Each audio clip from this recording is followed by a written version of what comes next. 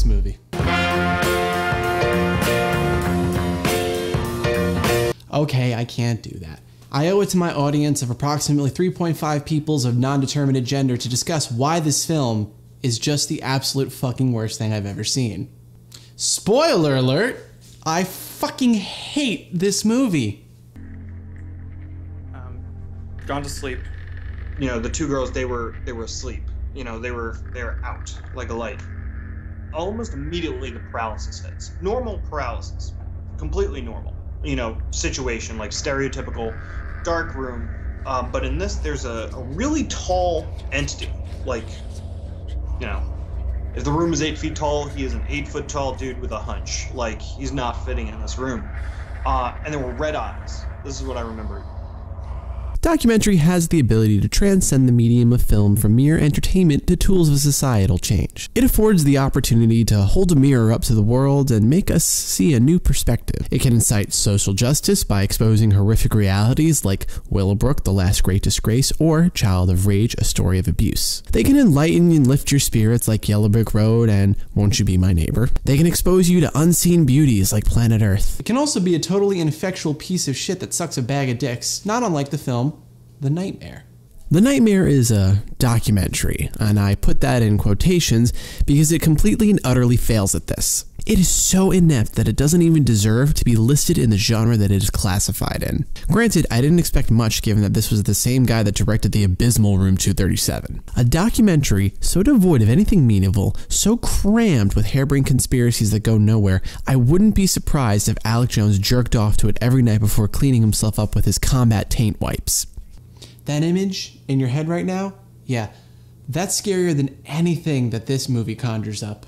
The focus of The Nightmare is a series of interviews with people who suffer from sleep paralysis. These people recount their respective stories coupled with poor reenactments, and I cannot stress how embarrassing these reenactments are. People are actually afraid of the imagery shown here. It's literally just a guy in a morph suit.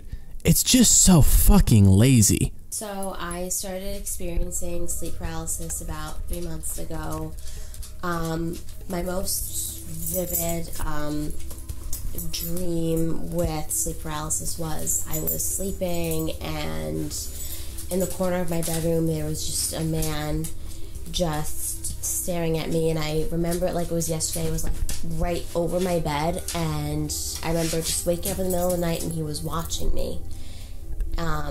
And I couldn't scream, I couldn't call for help, I had no voice at that moment. He was just over my bed and just staring at me, and all I could really do in that moment was to just be terrified and just, you know, stare at him and then just like try to close my eyes because that's how just like terrified I was of it.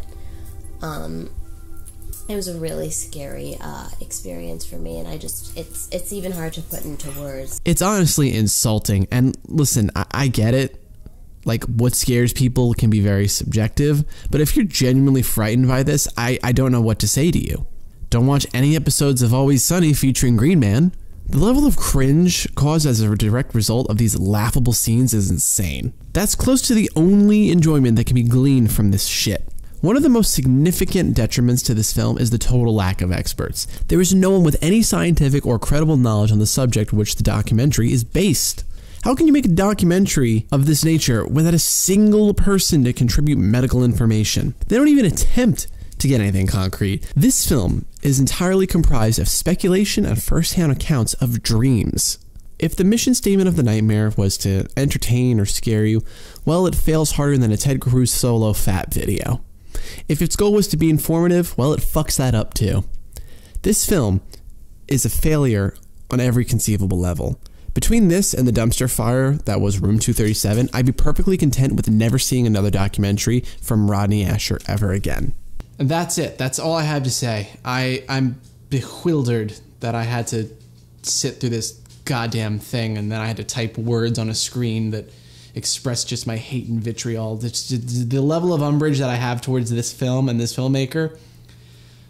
I'm sure you're a nice guy, but I don't like you as a person. I think you're not good at making movies, and it breaks my soul to to have to watch them and discuss them. As always, I am your goodly host, Paul Danino Braun. This has been yet another episode of Another Damn Review Show, because fuck you, you'll watch it.